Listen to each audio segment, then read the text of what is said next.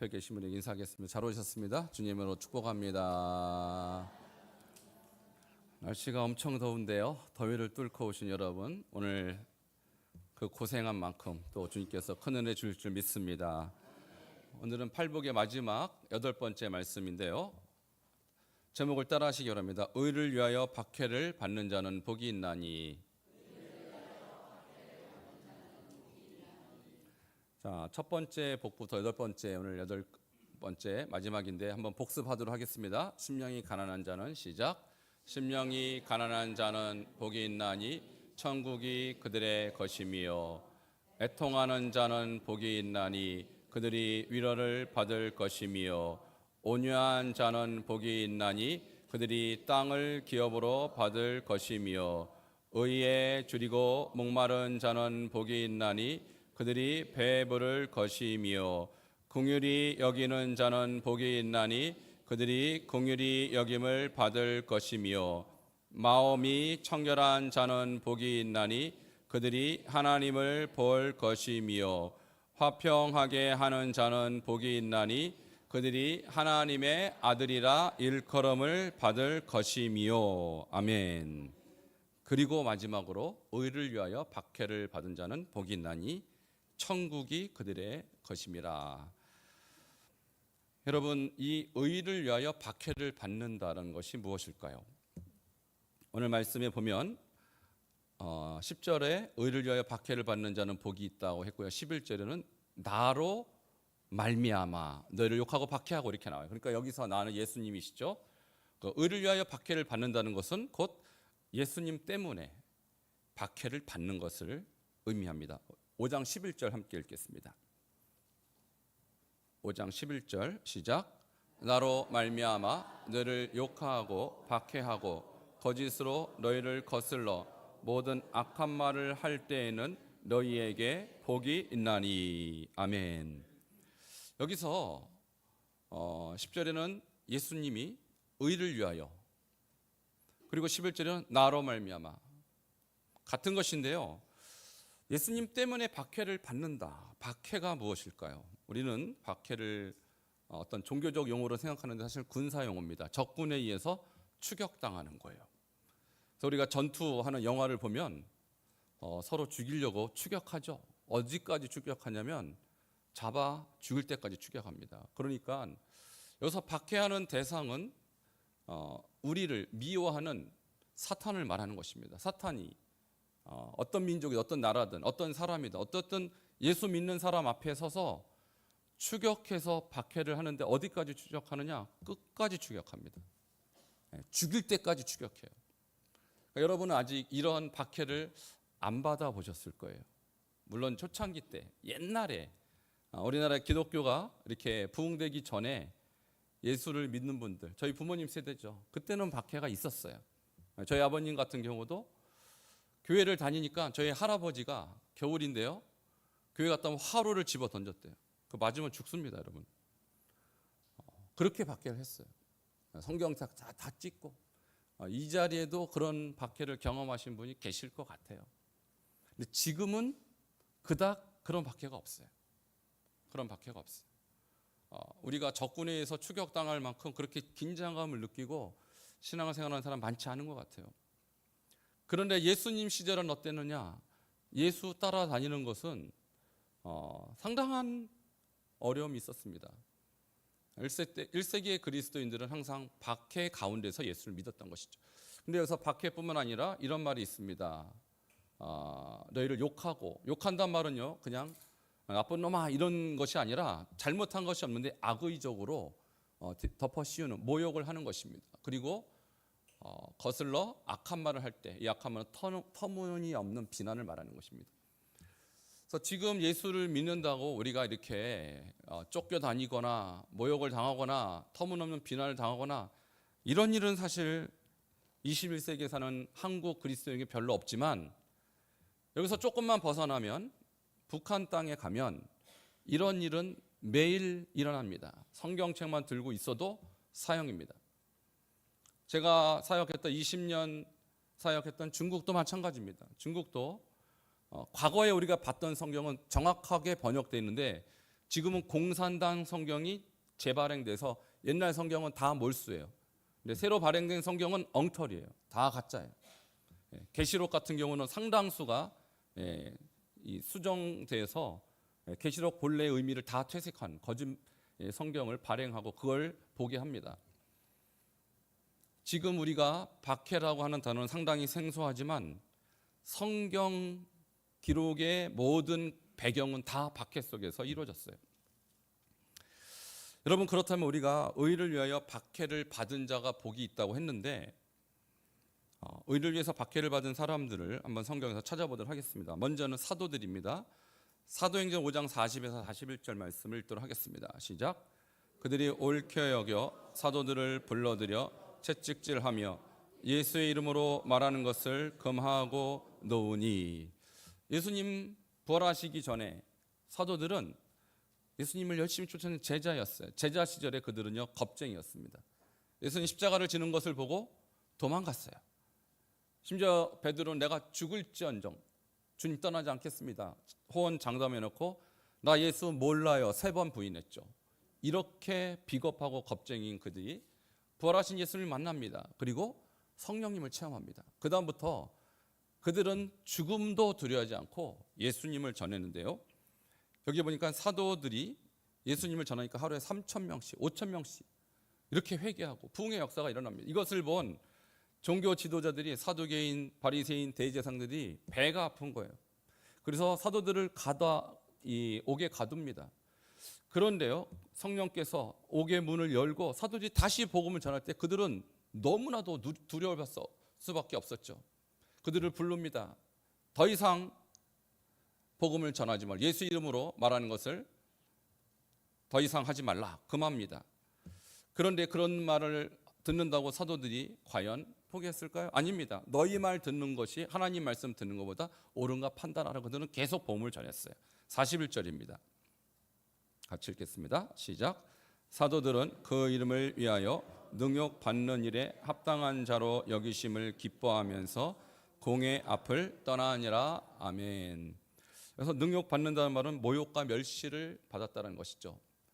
오늘날 우리가 예수 믿으면서 모욕과 멸시 받을 일이 별로 없기 때문에 잘 와닿지 않습니다. 그런데 1세기의 사도들은 예수님을 전하는 것은 죽음과 마찬가지 위험한 일이었습니다. 그리고 능욕받는 일은 너무나도 당연한 것이었어요. 그런데 그들이 이런 일을 기뻐했습니다. 예수님이 그렇게 말씀하셨죠. 팔복에 나로 말미암아 너를 욕하고 박해하고 거짓으로 너희를 거스려 모든 악한 말을 할 때 뭐 하라 그랬습니까? 기뻐하고 즐거워하라. 왜요? 하늘에서 너희 상이 크민이라. 할렐루야. 이 사도들은 알고 있었어요. 우리의 삶은 유한하구나. 그러나 우리가 죽어서 갈 천국에 영원한 뭔가가 있는데 그것이 자기들에게 예비한 상급이라는 것을 알고 있었어요. 그러니까 이 땅에서 예수 믿다가 조금 능욕받고 모욕받고 멸시받는 거 그들은 괜찮다고 생각했어요. 여러분은 어떻게 생각하시는지 모르겠습니다. 두 번째, 성경에서 이 예수 그리스도를 따르다가 고통과 멸시를 받았던 사람은 스데반 집사. 이분은 심지어 순교했습니다. 사도행전 7장 59절과 60절을 보도록 하겠습니다. 같이 읽겠습니다. 시작.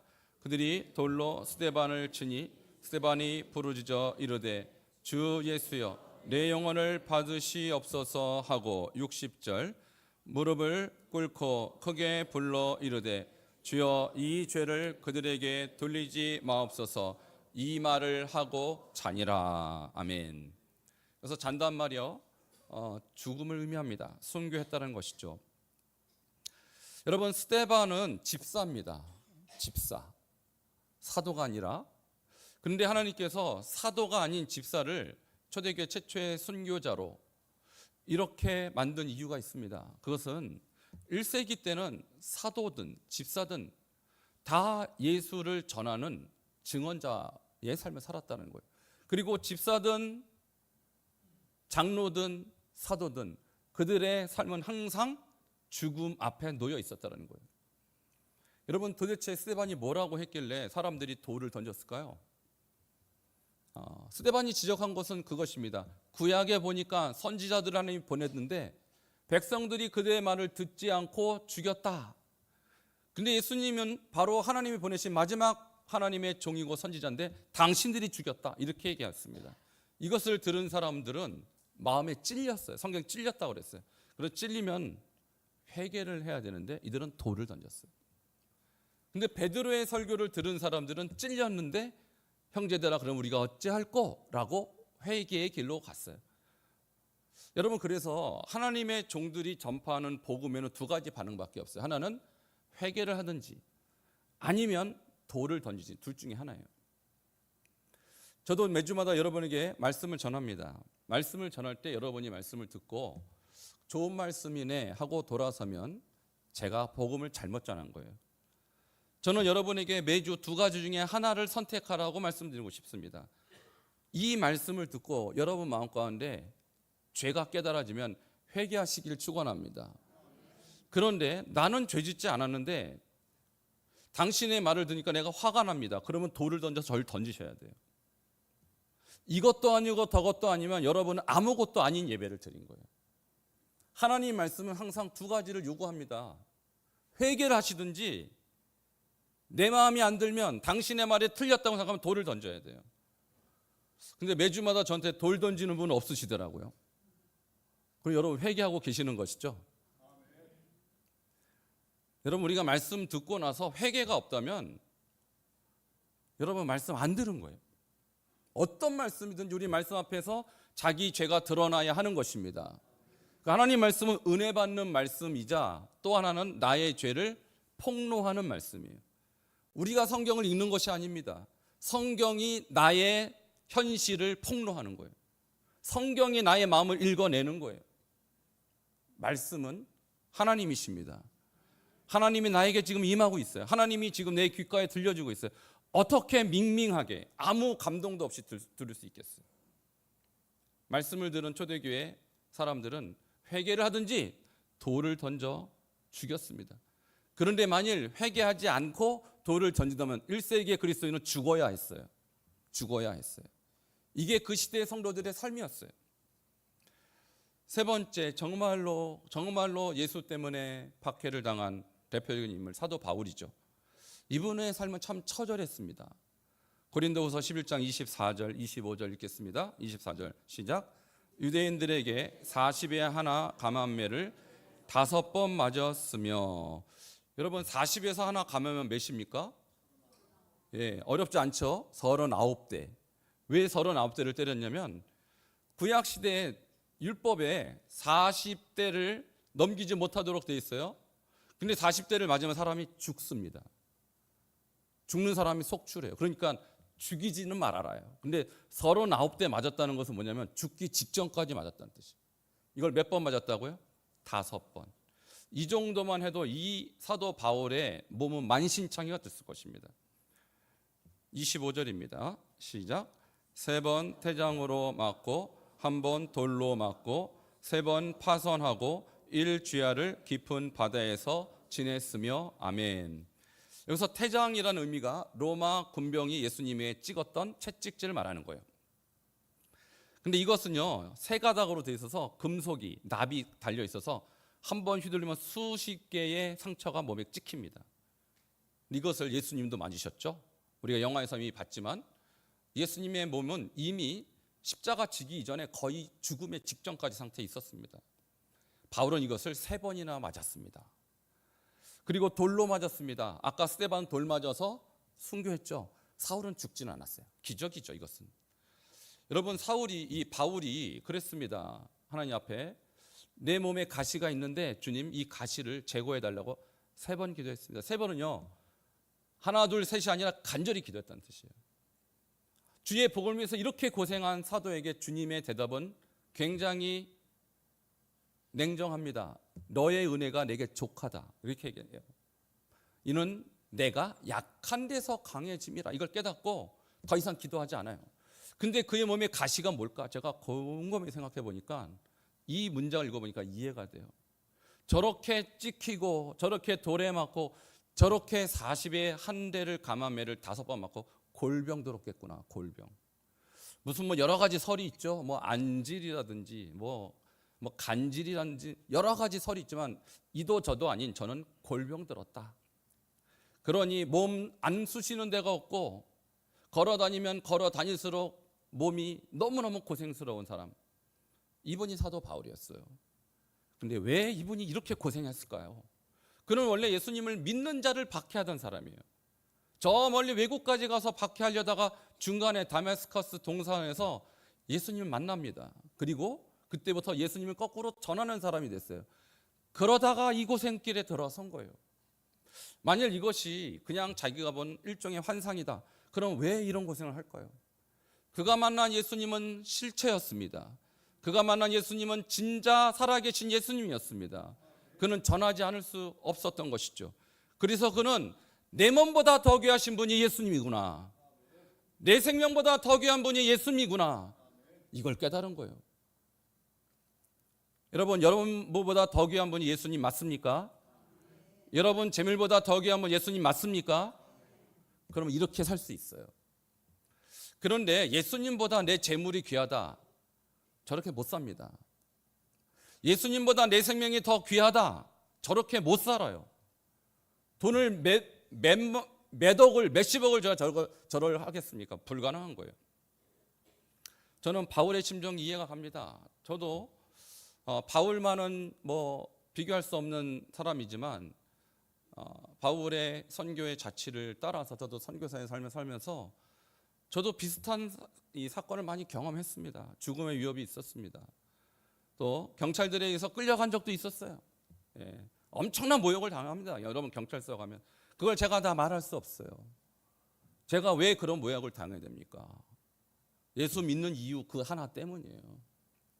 그런데 그 모욕을 당하고 위협을 받고 어떤 죽음이라는 것이 제 눈앞에 왔다 갔다 할 때도 제가 바울을 생각하면 이것은 아무것도 아니지, 이것은 아무것도 아니지. 여러분 저 고생을 누가 하겠습니까? 저 고생을 누가 하겠습니까? 바울이 실제로 걸어갔던 그 사역 현장을 제가 그대로 추적해서 가봤어요. 지금도 황무지예요. 지금도 사람이 가기 어려운 길이에요. 지금도.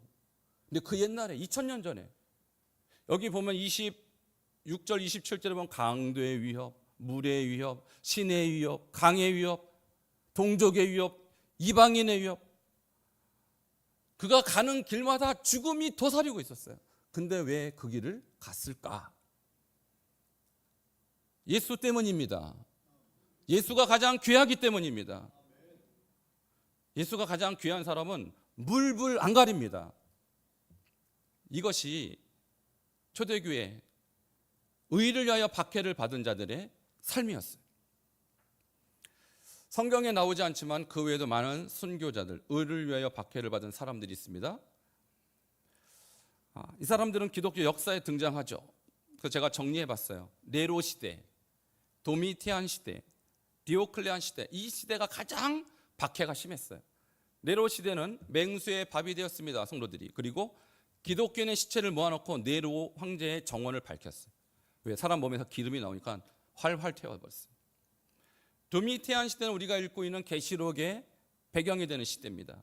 이때 사도 요한이 도미티아누스에게 의해서 끌려가고 그가 또한 이방 먼 곳으로 유배를 당하는데 그것이 반모섬입니다. 거기서 계시록을 쓴 것입니다. 이 시대는 재산을 빼앗고 예수 믿는 사람은 무조건 재산 빼앗겼어요. 이유가 없었어요.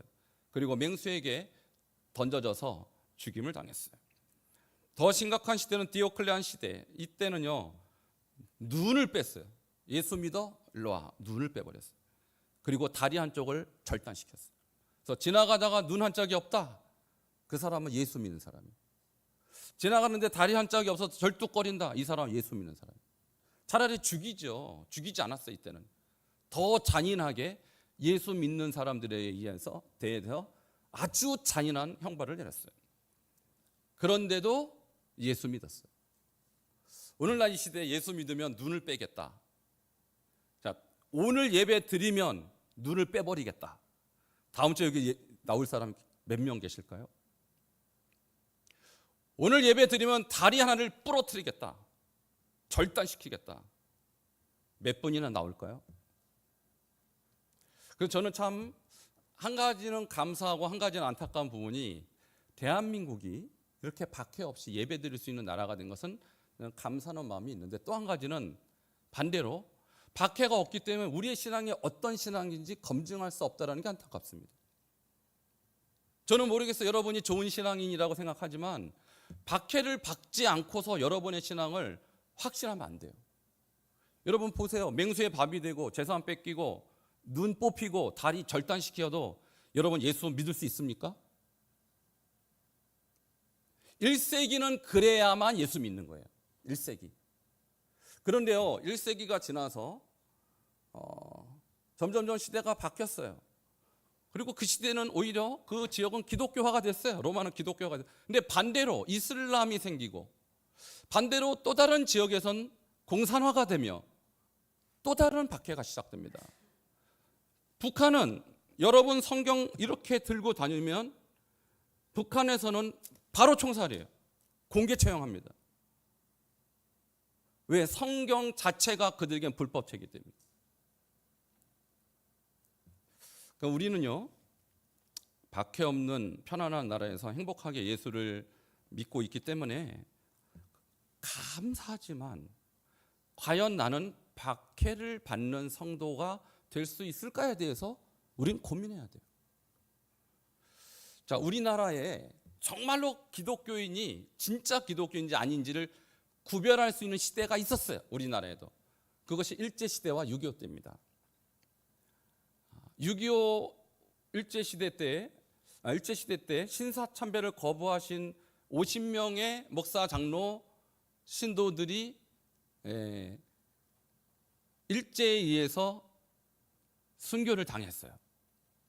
여기 조금 내려가면 화성에 제암리교회, 거기는 일본 군사에서 23명이 집단 학살을 당했어요. 그러니까 생각보다 일제시대는 많은 분들이 순교하지 않았습니다. 왜 그럴까요? 교단마다 신사참배는 우상숭배가 아니라고 가결했기 때문에. 장로교가 먼저 했고요. 그 다음에 감리교 등등 교단마다 이것은 신사참배가 아닌 일종의 국가의례다, 이렇게 법적으로 해석을 내려면서 목사고 평신도고 다 신사참배했습니다. 그러니까 죽을 사람이 별로 없었어요. 그런데 그 중에서 불과 몇 명 안 되는 목사, 그 중에 한 분이 우리가 잘 알고 있는 주기철 목사님, 최봉석, 최상림 목사님, 이런 분들이 이것은 죄다. 여러분, 저 때는요, 진짜 그리스도인과 가짜 그리스도인이 구별하는 것이 신사참배. 6.25 때는 어떻습니까? 6.25 때는 1026명이 순교했다고 역사에 나옵니다.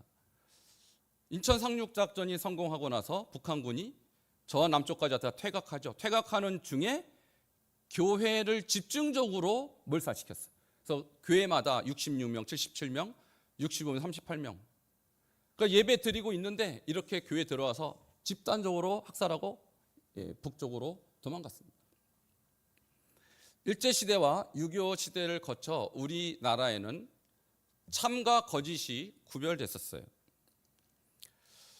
다시는 일제시대가 우리나라에 없어야겠고 6.25도 없어야겠습니다만, 우리가 저런 권한이 없이, 저런 박해가 없이 내가 정말 그런 박해를 받을 수 있는 사람인가를 어떻게 확인할 수 있는가?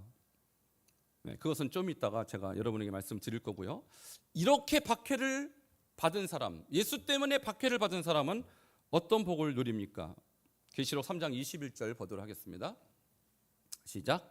이기는 그에게는 내가 내 보좌에 함께 앉게 하여 주기를, 내가 이기고 아버지 보좌에 함께 앉은 것과 같이 하리라. 아멘. 여기서 이기는 자, 뭘 이겨야 될까요? 계시록도 역시 박해 시대였어요. 도미티아누스가 예수 믿는 사람 재산을 빼앗고 맹수와 쌈을 붙여서 잡혀먹겠죠. 그럴지라도 끝까지 예수 믿는 사람, 이것이 이기는 사람인데, 그에게 예수님이 약속하신 것은 이것입니다. 내 보좌에 그 사람을 함께 앉게 해주겠다. 근데 예수님의 보좌는 어떤 보좌냐면 뒤에 설명이 있죠. 내가 이기고, 예수님이 뭘 이겼습니까? 예수님이 십자가에서 죽음을 당하신 거, 예수님이 그걸 이기신 거예요. 이기고 아버지 보좌에 함께 앉는 것 같이. 예수님 그러면 지금 어디에 앉아 계시냐? 하나님의 보좌에 앉아 계세요. 그런데 그 보좌에 나처럼 죄를 이기고 고난을 이기고 박해를 이긴 사람은 그 예수님의 자리에 함께 앉게 해 주리라. 할렐루야. 그러니까 하나님과 함께 앉게 해 주겠다라는 거예요. 여러분, 천국은요, 하나님의 보좌가 가장 중앙에 있습니다. 근데 그 최고의 보좌에 지금 예수님이 함께 앉아 계세요. 근데 이기는 자, 박해를 이기는 자, 같이 그 자리에 영광스러운 자리에 앉게 해주겠다. 이것이 예수님이 약속하신 천국이 그들의 것이며 하늘의 상이 큽니다 할 때 그 상의 의미인 것입니다. 그래서 저는 이렇게 생각합니다. 계시록의 말씀과 마태복음 말씀을 잘 기억해 본다면 누가 천국에 들어갈 수 있는가? 우리 예수 믿으면 천국 들어간다고 하죠. 맞습니다. 그런데 예수 믿는다는 거 언제까지 믿어야 되냐? 끝까지 믿어야 돼요. 언제까지? 끝까지. 박해가 있어도 끝까지 믿어야 합니다. 그 사람이 예수 믿는 거예요. 상황이 되면 믿고 상황이 안 되면 안 믿고 예수 안 믿는 겁니다. 그걸 예수님이 인정할 수 없는 거예요. 자, 일제시대 많은 사람들이 이거 신사참배 아니라고 우상 숭배했습니다. 하나님이 그 사람들에게 어떤 판단을 내리실지 저는 모르겠습니다. 하나님이 판단하시겠죠. 근데 주님의 얘기는 이거예요. 누구든지 사람 앞에서 나를 시인하면 나도 하늘에 계신 내 아버지 앞에서 너를 시인할 것이요, 누구든지 사람 앞에서 나를 부인하면 나도 하늘에 계신 내 아버지 앞에서 너를 부인하리라. 여러분이 사람 앞에서, 그 사람이 공산당이든 일본 제국주의자든 무슬림이든 그 사람 앞에서 나 예수 안 믿겠습니다 한마디로 하면 예수님 부인한 것입니다. 그 사람의 평가에 대해서 예수님은 하늘에 계신 내 아버지 앞에서 난 너를 부인할 거야, 이렇게 말씀했다라는 거예요. 그렇다면 우리는 의를 위해서 박해를 받아야 된다. 그러나 안타깝게도 한국은 박해받을 환경이 없습니다. 여러분, 예수 믿는다고 누가 다리를 자릅니까? 예수 믿는 누가 눈을 뽑습니까? 예수 믿으면 여러분 혹시 누가 월급을 자릅니까? 요즘은 코로나 때문에 교회 가면, 코로나 기간에는 그랬죠. 교회 가면 월급 잘리는 경우가 가끔 있었어요. 저는 그것이 한편으로는 너무나도 괘씸하기는 했지만 한편으로는 박해가 시작되나 보다. 뭔가 교회에 대한 박해가 이제는 드디어 펼쳐지나 보다, 이런 생각도 듣고, 우리가 만일 이런 시기가 계속된다면 교회는 어떻게 될 것인가? 여러분, 그럴지라도 교회에 나와야 합니다. 여러분, 월급 잘려도 하나님 계속해서 예배해야 됩니다. 여러분, 코로나 시대 때 교회 빼놓고 사람들 다 자유롭게 다녔어요. 백화점도 마음껏 다녔고요, 마트도 마음껏 다녔어요. 근데 교회만 19명. 바이러스가 교회만 돕니까? 상당히 폄훼한, 기독교를 폄훼한 처사죠. 시대가 이제는 점점점 교회에 대해서 박해하는 쪽으로 가고 있습니다. 저는 그것이 현실이라고 보고, 한편으로는 괘씸하지만 한편으로는 준비해야겠다라는 생각도 들어요. 어쨌든 그런 수준의 박해는 저는 박해도 아니라고 생각해요. 어떻게 우리는 의를 위해 박해를 받는 삶을 실천할 수 있을 것인가? 두 가지로 저는 말씀드리고 싶습니다. 자, 첫 번째는 우리와는 전혀 다른 삶을 살고 있는 선교사님들. 지난주에 오신 우리 김무세 선교사님, 엊그제 다시 중국으로 귀임하셨는데요. 중국에 들어가자마자 도청당하고요, 들어가자마자 추적당해요. 언제 어떻게 무슨 일이 일어날지 알 수 없습니다. 자기를 환영하지 않는 땅, 자기를 누군가 추적하는 땅에 들어가는 거예요. 그런데 그 땅에 사는 현지 그리스도인들은 더 심각하겠죠. 여러 번 끌려다니고 여러 번 위협당하고 직장에서 위협당하고. 제가 아는 어떤 대학 교수님은 예수 믿는다는 이유로 직장에서 잘렸어요. 직장을 못 갑니다. 중국은 그렇습니다. 이슬람 같은 경우는 죽입니다. 사형시킵니다. 우리가 그렇게 위협당하고 있는 선교사와 선교지 성도를 위해서 기도와 후원을 하는 것, 이것이 의를 위하여 박해를 받는 우리가 할 수 있는 실천이라고 생각해요. 여러분 선교지를 위해서 기도하시기 바랍니다. 제가 아침마다 새벽마다 반드시 기도하는 제목이 선교사와 선교지를 위해서. 왜? 그들은 박해받지 않아도 되는데 그들은 박해의 길로 들어선 박해를 받는 것을 기뻐하는 사람들이에요. 우리가 그와 같은 삶을 못 살지언정 그래서 기도는 해야 됩니다. 그들 위해서 후원은 해야 됩니다. 두 번째, 박해받는 선교사, 성도를 위해서 하는 기도뿐만 아니라 우리 자신이 마치 내가 중국에서 살듯이 무슬림권에서 살듯이 그러한 순교적 신앙생활을 하셔야 돼요. 여러분, 우리가 예수 믿는 것에 대한 박해가 없다면 스스로 목숨 걸고 신앙생활 하시기를 축원합니다. 여러분, 주일입니다. 주일날 날도 더운데 오늘은 쉬자. 이 사람은요 그리스도에서 박해를 받는 것을 전혀 생각하지 않는 사람. 뭐 말하자면 더위도 일종의 박해라고 볼 수 있죠. 이걸 뚫고 와야 순교적 신앙생활을 하는 거예요. 좀 힘들다고 교회 안 나오고, 놀러 간다고 교회 안 나오고, 돈 번다고 교회 안 나오고, 그분에 대해서 주님께서 너는 나를 위해서 박해를 받았냐 묻는다. 뭐라고 대답하시겠습니까? 내 돈이 귀하니까 11조 안 드리고 내가 필요한 데선 다 쓰면서 주일에는 한 푼도 안 쓴다면, 주님께서 그런 사람에게 너는 나를 위해서 무슨 박해를 받았냐 묻는다면 뭐라고 하시겠습니까? 여러분, 신앙생활은 취미생활이 아닙니다. 신앙생활은 여러분의 목숨을 다해서 하나님 앞에 헌신하는 생활이에요. 마지막 때는 여러분과 예수님 두 사람밖에 안 남아요. 천국 앞에서 뭐가 남겠습니까, 여러분? 부모가 있습니까? 형제가 있습니까? 아무도 없어요. 예수님의 보좌 앞에서, 심판 앞에서 예수님과 여러분 단 둘이에요. 그때 예수님이 묻습니다. 넌 나를 위해서 무슨 박해를 받았느냐? 여러분, 사도 바울이 배를 타고 로마로 갈 때 유라굴로 광풍이 불죠. 배가 깨집니다. 근데 배 안에 있는 사람들이요, 살기 위해서 심지어 배 안에 있는 자기가 먹어야 될 양식까지 싹 다 버려요. 왜? 지금 중요한 게 양식이 아니에요. 내가 사느냐 죽느냐. 내가 살아야 양식도 의미가 있죠. 그러니까 지금 배하고 나가 함께 붙어 있는 거, 이거 외에는 관심이 없어요. 여러분, 마지막으로 가면 갈수록 본질만 남습니다. 종말이 오면 올수록 본질만 남아요. 그 본질은 뭐냐? 나하고 예수님과의 관계예요. 나하고 예수님과의 관계. 예수님이 800의 첫 번째 말씀에 이렇게 말씀하셨죠. 심령이 가난한 자는 복이 있나니 천국이 그들의 것입니다. 천국이 그들의 것이라고 딱 두 번 얘기해요. 오늘 박해를 받는 자와 심령이 가난한 자. 심령이 가난한 게 뭡니까? 내 안에 아무것도 없는 거예요. 돈도 다 갖다 버리고 양식도 다 갖다 버리고 마치 배 안에 나하고 배가 붙어 있어 하는 것처럼 다 갖다 버리고 예수님만 남는 게 심령이 가난한 것입니다. 그 사람만이 예수 위에 박해받을 준비가 되어 있는 사람이에요. 천국은 예수님이 분명하게 말씀했어요. 나를 믿되 나만 믿어야 돼요. 예수님만. 여러분 심령 안에 예수님 말고 다른 것이 있으면 천국 못 갑니다. 왜? 그 사람이 의를 위해서, 예수 위해서 박해를 받을 수 있겠습니까? 제가 이 말을 여러분에게 팔복을 마무리하면서 설교를 하는데요, 저는 이런 생각이 들어요. 여러분의 신앙은 아직 검증되지 않았습니다.